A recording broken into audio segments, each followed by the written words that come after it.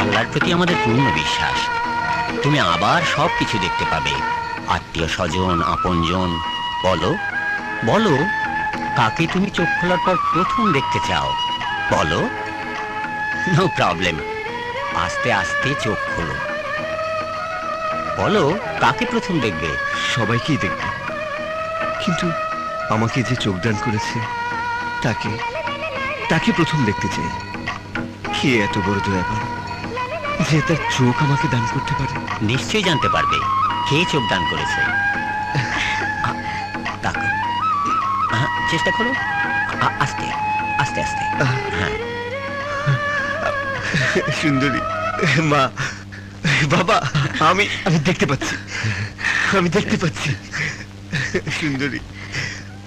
কিন্তু যে আমাকে চোখদান করেছে